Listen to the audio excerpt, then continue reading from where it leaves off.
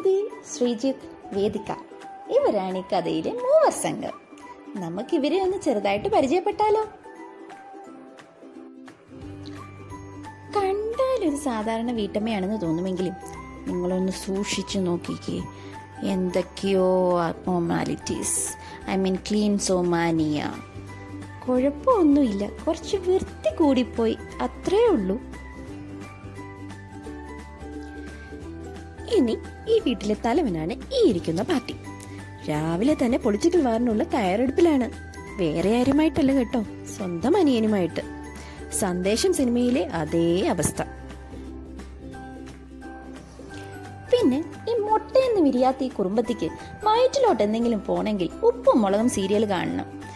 അതിലെ പാറക്കുട്ടിയുടെ കട്ട ഫാൻ. ഇനി ഇവരുടെ കഥ തുടങ്ങുന്നത് ബാംഗ്ലൂരിലാണ്. Bangalore what a rocking city എന്നല്ലേ? എന്നാൽ അത്ര റോക്കിംഗ് ഒന്നും അല്ലാത്ത ഇവരുടെ ലൈഫ് ഒന്ന് നമുക്ക് കണ്ടു നോക്കാം.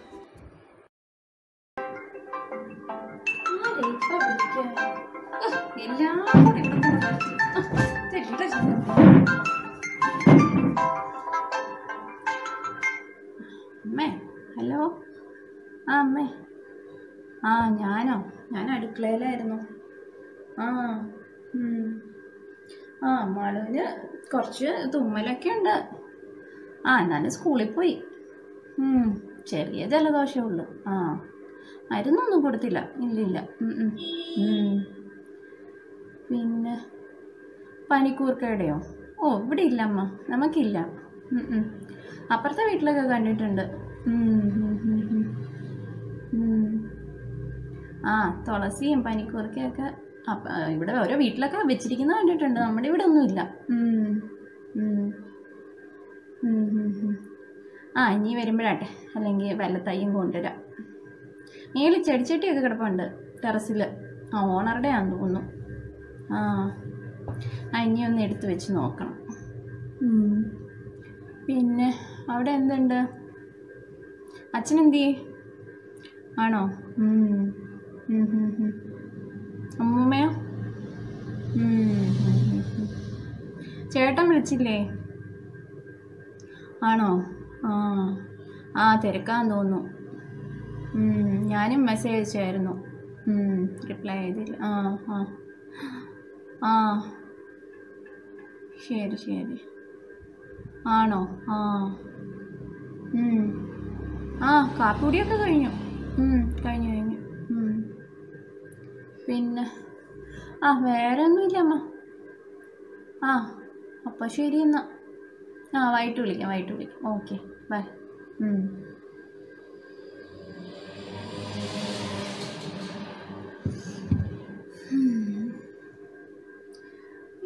മണ്ണൊക്കെ ഇവിടുന്ന ഈ പനിക്കൂർക്ക തുളസത്തെയൊക്കെ തടണമെങ്കിൽ മണ്ണ് വേണ്ടേ?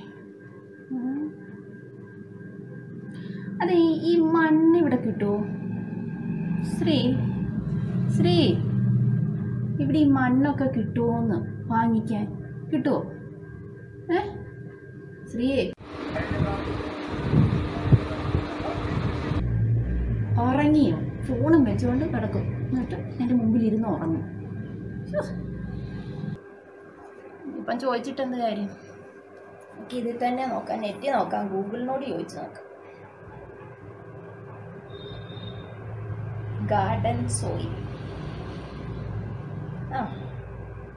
ഉണ്ടല്ലോ. ഇതിനുള്ള വളമൊക്കെ ഇതിനകത്തുണ്ടോ?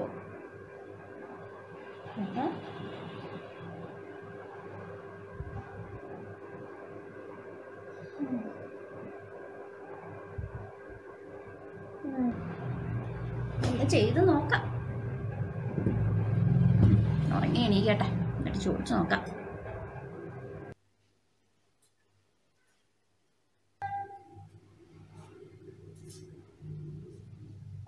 എന്നും ഈ ഒരേ കറി നിന്ന് മടുത്ത്. അല്ല, നാട്ടിലൊക്കെയാണ് നല്ല കപ്പളങ്ങ എരിശ്ശേരിയോ ഒക്കെ കൂട്ടി കഴിക്കാമായിരുന്നു. വീട്ടിലൊക്കെയാണ് പറമ്പിലോട്ട് ഇറങ്ങിയിട്ട് 2-3 പച്ചക്കറിയൊക്കെ പറിച്ച് വെച്ച് കുറച്ച് പയറൊക്കെ പറിച്ചെടുത്ത് ഉണ്ടാക്കുമ്പോൾ എന്തായിരുന്നു ടേസ്റ്റ്?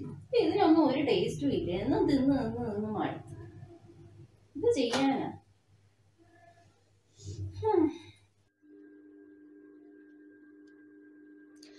ജീവിതം അങ്ങനെ സാധാരണ രീതിയിൽ മുന്നോട്ട് പോകുമ്പോഴാണ് അത് സംഭവിച്ചത്. എന്താണെന്നല്ലേ, ഒന്ന് കണ്ടു നോക്കൂ.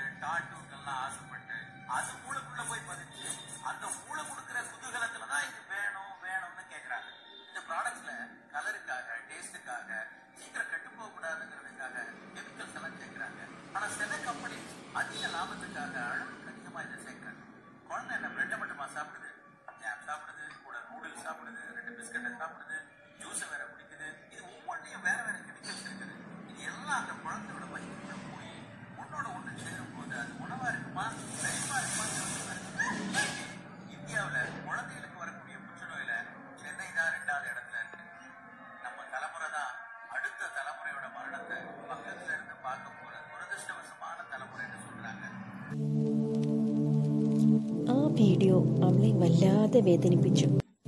അവളെ മാത്രമല്ല, ഏതൊരമ്മ മനസ്സും വേദനിക്കും അല്ലേ? എന്നാൽ ഈ വീഡിയോയുടെ അനന്തരഫലം അനുഭവിക്കേണ്ടി വന്നത് ഈ കുടുംബത്തിക്കാണ്.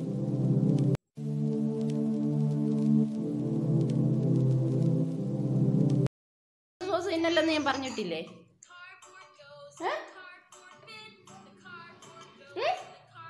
നീ മേടിച്ച സോസ് ഇങ്ങനെ തിന്നരുതെന്ന് ഞാൻ പറഞ്ഞിട്ടുണ്ടോ? നീ ഇത് എവിടെ നിന്ന് എടുത്തു? എന്തെന്നാ ഇങ്ങനെ സോസ് തിന്നല്ലെന്ന് നിന്നോട് ഞാൻ പറഞ്ഞിട്ടുണ്ടോ? ചീച്ചിയാന്നോ? ഇങ്ങതാ ഫ്രിഡ്ജിൽ നിന്ന് എടുത്ത് കഴിച്ചേക്കരുത് കേട്ടല്ലോ പറഞ്ഞേ. എങ്ങനെ കൊച്ചിനെ ചീത്ത പറഞ്ഞിട്ട് കാര്യമുണ്ടോ? ഇതൊക്കെ വാങ്ങിച്ച് ഫ്രിഡ്ജ് വെച്ചിട്ടല്ലേ. ഇതൊക്കെ വല്ല വീട്ടിലുണ്ടാക്കണം, എന്നാലേ നിവൃത്തിയുള്ളൂ. ഇപ്പം എങ്ങനെ ഉണ്ടാക്കും? യൂട്യൂബിലെങ്ങാനും സെർച്ച് ചെയ്ത് നോക്കാം, അല്ലാതെ ഇപ്പം എന്ത് ചെയ്യാൻ പറ്റും? ഇതൊക്കെ വാങ്ങിച്ച് വെച്ച് നമ്മളെ പറഞ്ഞാൽ മതിയല്ലോ. എന്തായാലും ഒന്ന് ചെയ്ത് നോക്കാം. എന്തായാലും സോസ് ഉണ്ടാക്കുന്നത് എങ്ങനെയാണെന്ന് നോക്കിയിട്ട് തന്നെ യൂട്യൂബിൽ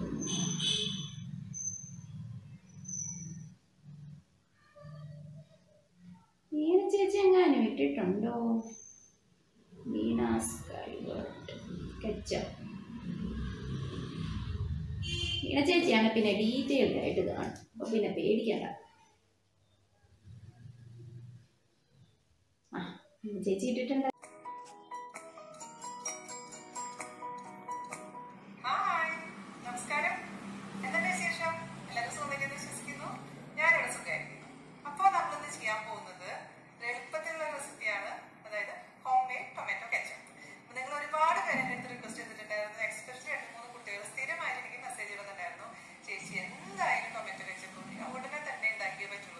ഇന്നലെ കൂടിയിട്ടുണ്ടായിരുന്നു ഒരു കുട്ടി.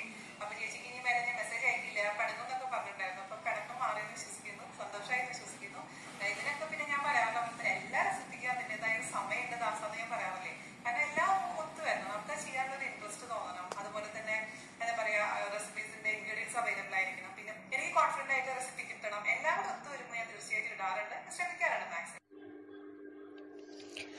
അങ്ങനെ വീണ ചേച്ചിയുടെ റെസിപ്പി അവൾ ട്രൈ ചെയ്യാൻ തീരുമാനിച്ചു. എല്ലാത്തിനും അതിൻ്റേതായ ഒരു സമയമുണ്ട് ദാസ എന്ന് വീണ ചേച്ചി പറഞ്ഞതുപോലെ അവളുടെ ജീവിതത്തിൽ ഈ സോസിൻ്റെ സമയം എത്തിയത് അപ്പോഴാണ്. അങ്ങനെ സോസൊക്കെ അടിപൊളിയായിട്ട് ഉണ്ടാക്കി. ഇനി അമ്മാളുവിൻ്റെ പിണക്കം ഒന്ന് മാറ്റാനുള്ള ശ്രമത്തിലാണ്.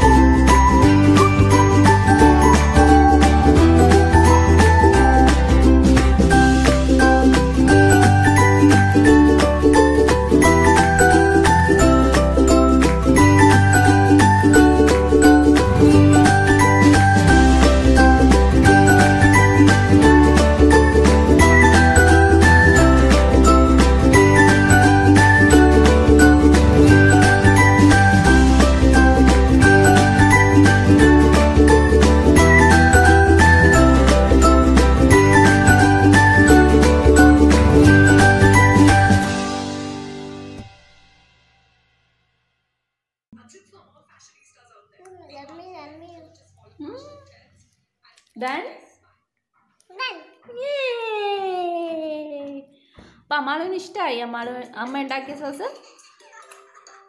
വീണ ആൻറ്റിക്ക് താങ്ക് യു പറയൂ. Very good.